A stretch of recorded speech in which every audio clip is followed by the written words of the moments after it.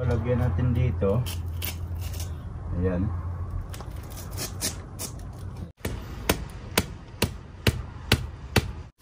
Matibay siya. Kailangan natin itali sa kabila. Oh, sitaw oh. 300 lang.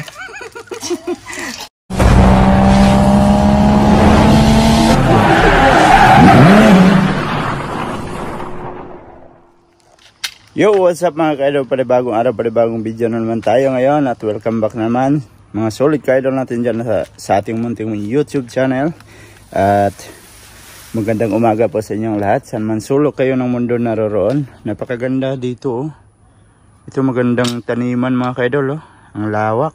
Kaso lang hindi man ipapahiram yan. Yung matanda kasi dyan na nagtatanim tuwing summer siguro nagkasakit na. Pero dati nagtatanim siya dito. Yan oh, maganda oh. Tapos dito pa sa kabila oh. Sus, pag ganitong kalawak yung taniman mo, kung maarkilahan mo yan, di ba? Malaki-laking pira sana yan pag pag mabinta. So, for today's video mga ka-idol, andito tayo sa ating mga tanim. So, yan. Yan oh, may na siya. Yung ating kamatis may bulaklak na. So ang gagawin ko ngayon mga ka-idol, ito may hawak akong pang lagay dito sa ating kamatis. Lalagyan natin ng bakod para hindi siya matutumba ba. Ayan. So na-loading pa tayo. Ayan. So gagawin natin to mga ka-idol. So yan mga ka-idol. Ito yung gagawin natin. Gupitin natin to kasi may siya. Yan. So ito nabili ko lang to sa Daiso. Daiso ang tawag dito sa Japan. Sa bali 100 yen lang. Yan, dati 3 piraso to, ngayon 2 na lang. So yun na, pag magtagal magmahal talaga yung mga bilihin kahit sa Daiso mahal na din. Dati piso-piso lang, ngayon wala na. Wala ka nang mabiling 100. May tax pa. O, diba? Kaya, gagawin ko mga ka-idol. Ganito. So, dito, lagyan natin dito. Ayan. Ganyan. Tapos, talian natin yan mamaya. Bigas lang to. Para hindi matumba ba. Kasi sayang yung kamatis. Ayan o.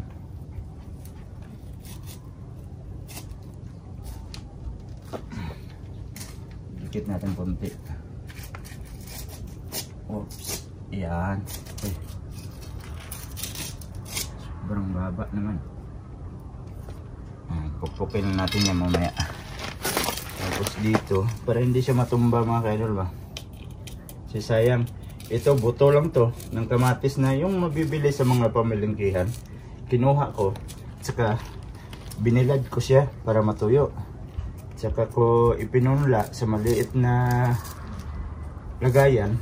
Pagkalabas niya, saka ko tinransfer dito. Ayan. Ganyan. Ganyan gawin natin. Pukpukin natin yung mamaya. Para hindi matumba. Tapos talian natin. Lagyan natin tali.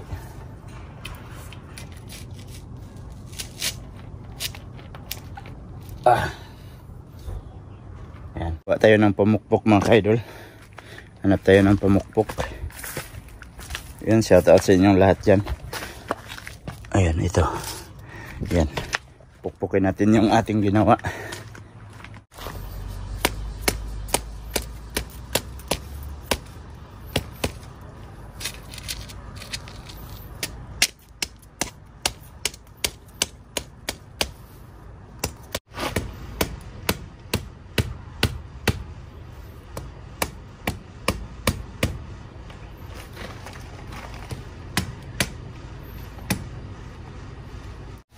Ayan, tapos na nating pukpukin. Nabaon na natin siya. Saka natin tatalian.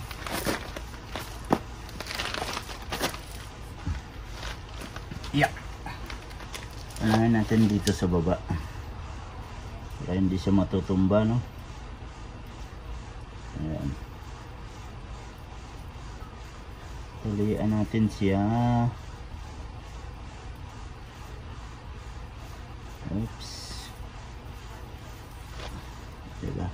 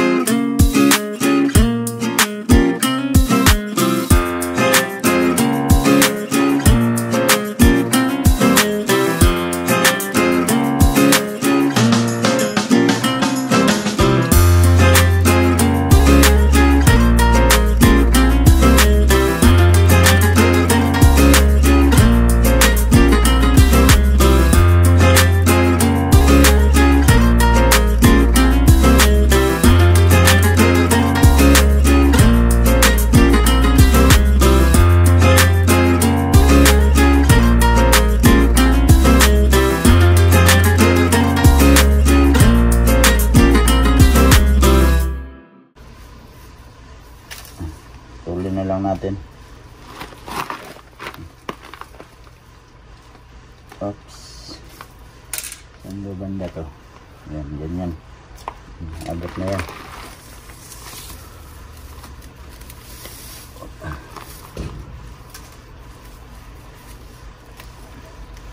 Saka natin itali din dito sa kabila para matibay siya. Kailangan natin itali sa kabila.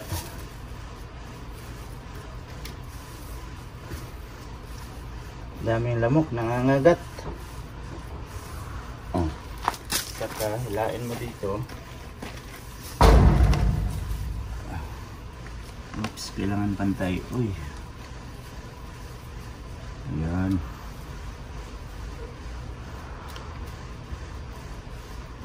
Oh, yeah. Huwag nating idikit masyado para makaginhawa naman ng kamatis.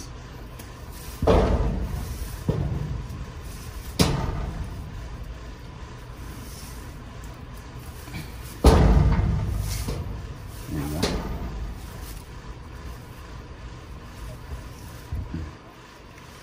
Saka ambik natin dito. So dito lang muna natin lagyan para hindi lang siya matumba.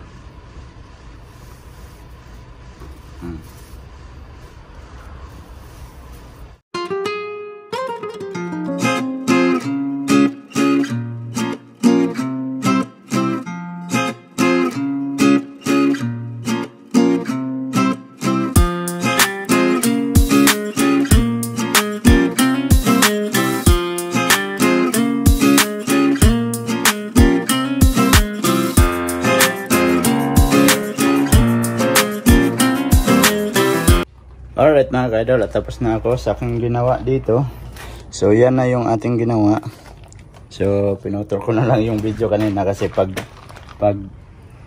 hindi ko puputulin sobrang haba mga ka-idol. Inayos ko ng mabuti itong bakod ng ating kamatis para hindi talaga matutumba kasi may bulaklak na siya oh. Yun oh, di ba? May bulaklak na. So yan, ganyan lang, simple lang. At saka yung mga ibang pananim namin dito, dito kayo mga ka-idol. Yung talong ko, yan, ito buto talaga to na binili ko. Ako nagpatubo.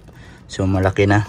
At saka may alugbati kami dyan oh. Alugbati, yan, alugbati. Tapos talong. Tapos ito talong din oh. Ang lalaki ng ano niya, dahon oh. Tapos yan, alugbati. So ito, sili green. Oh, may gagamba pa oh. Oh. Ayan. Tapos yan, sili green din. Tapos ito, alugbati. Nakunan na to ni Love nung isang araw. At inulam namin, nilagay niya sa bulanglang. Ang sarap. So ito, yan, sili din yan. Yan, sili, maliliit pa yung iba. Ito, dalawa oh. Tapos ito, alugbati din oh. Ayan, alugbati oh. Diba, ito nakunan na, sabay nung pulay-pula. At saka, meron tayong tanim na ampalaya dito. So ito na yung ampalaya natin. At Tsaka mayroong isang tumubo na maliit. Oh, yan, nilagyan ko ng lupa dito kasi ang nakadikit sa kanya parang ganito lang. Oh, yan, isang piraso lang ganito sa lupa. So nabuhay man siya, tapos nilagyan ko na din ng ng lupa. Tinambakan ko ng lupa dito, tsaka kinuha ko yung mga bato-bato. Yan, ganyan. Tapos dinagdagan ko ng lupa. So ngayon tumaas siya. So ito, pag tataas to, dito natin paggapangin. Yan. So yan yung palaya natin. At saka mga kaidol, may bunga na yan. Ayun, oh. Oh, diba? Meron na yung bunga. Oh. So ito pa. Ayan, oh. Ayan, oh. Diba? May bunga na. May bunga na yung ating ampalaya. Saka meron pa doon sa loob. Yan, oh. Oh, isa, dalawa. So meron pa dito. Hanapin natin yung iba kung meron pa ba. Yun. Ayan, oh. Oh, diba? Ayan, oh. 3, 4, 5. Oh, diba? 5 na siya. May mga maliliit na. Oh, yan. So dalago itong ampalaya natin kasi itong ampalaya mga kaidol, pag ganito, kikita mo to dito, ganito. Yan, ganyan. Tapos ito, yan. Pag ganito mga kaidol, oh, ito kinuha ko na kasi. Pag ganito maging 4 siya or 5. Yan, katulad nito, 1, 2, 3, 4. Yung pang 5 niya, minsan yung 4, pang 4 niya, kunin mo to. Katulad nito, yung ganitong, saan ba? Ito. Yan, ito. Yung katulad nito ba? Yan, 1, 2, 3, 4, 5, pang 5 yung puno niya. Ito, pag ganito, kailangan mo putulin pag sa ilalim pa. Yan, putulin mo para sa taas siya lahat. Sa pagbunga niya, marami. So, yan. At saka, kunin natin tong ating mga yan, gamit. At saka basura. Yan. Oh, at saka kamatis din yan, oh. Yan, mga buto lang yan. So, ang lemongrass, oh, kalaki ng puno.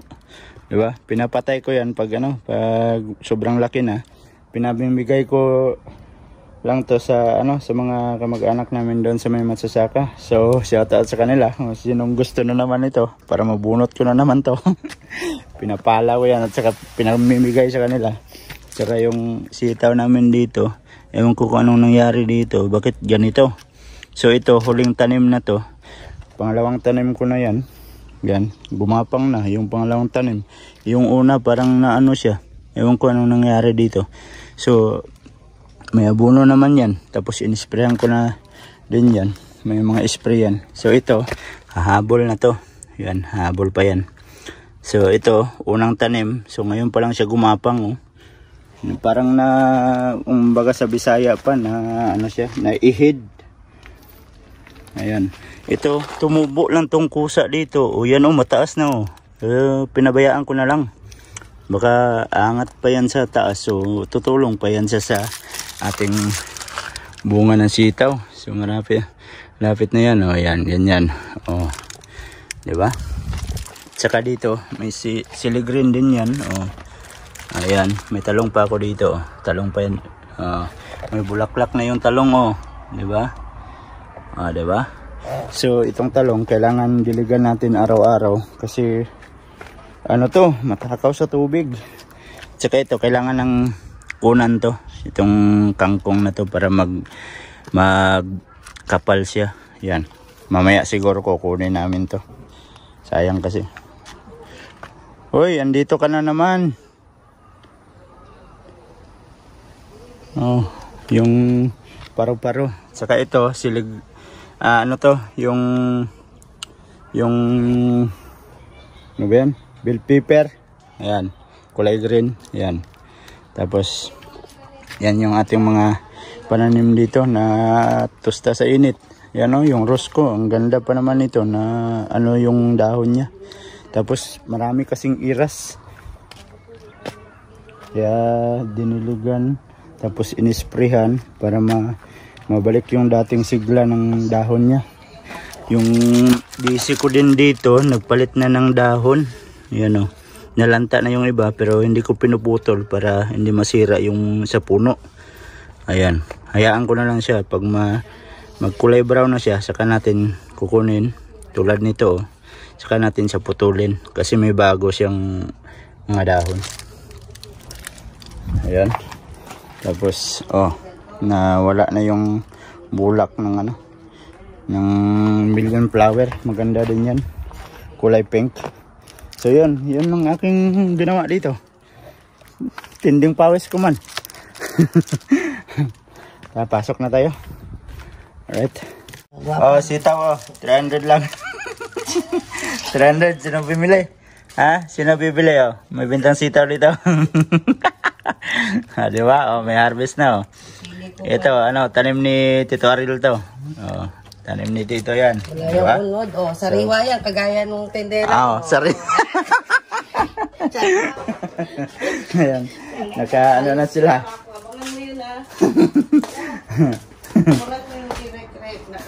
Tapos may pala ito. Bigay ni Tita ng mga halaman. Hindi ko pa na-transfer. Ayan mga kaidol. At saka si Love nagluto pala ng ulam. Yan So ito, piniritong isda na natira. Sabi ko pakuluan lang ng tubig. Tapos lagyan ng mga sangkap. Yung lamas. Taka lagyan ng pitsay. Sarap na yan, ulam na yan. Tapos ito. Yung tawag ni nanay niyan. Shout out kay nanay ko. Tawag niya sa luto na to, sabaw kwaw. Sabaw daw yan. Sabaw kwaw. Diba? Ni nanay Si Love, sabi niya hindi niya daw masunod-sunod yung luto ni nanay ko. Mother Earth. Sa pagluto nitong sabaw kwaw na to. Masarap kasi magluto si nanay. Kami, siyempre, una sa atin yun, kaya mas masarap magluto talaga yon. Saka merong dito, merong isdang ayo. Ihaw yan mamaya. Ayan. Ayo. Parang kakatok ng pinto. Ayo. Ayan. Di ba? Puno ng gulay. Yan ang masarap na ulam, puno. Gulay pa lang, ulam na. So, yan. Tapos na tayo sa ating gawa doon. Tapos may binigay pala dito ang ampalaya. Iba man yung talong dalawa. May siya, may tunok. Yung talong niya mga kaidol, ang laki ng talong mga kaidol. Tapos yung ampalaya niya, ganyan man yan ganyan man yung ampalaya at saka talong ganyan Gago! Diba? Ha? Love? Ganyan man yan ganyan? Pangit man ang kurma. Ha?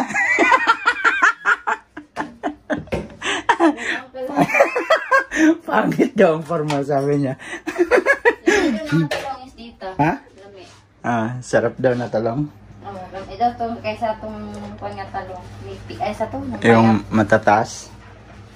Ang sarap talaga pag maliit yung yung talong. So yan mga kaidol, at medyo mahaba na tong video natin mga kaidol. At maraming salamat sa mga solid kaidol natin dyan. At nakaabot na naman kayo sa dulo ng ating video. Sana na-enjoy nyo yung ating video ngayon sa ating ginawa doon sa labas. So maraming salamat sa inyong lahat at medyo mahaba na tong video natin. At sa mga bagong pasok dyan, please like and share and don't forget to subscribe Jed Mendero TV. Hanggang dito na lang. I love you all. God bless you all. Mag-ingat kayo palagi mga kaidol. Bye bye.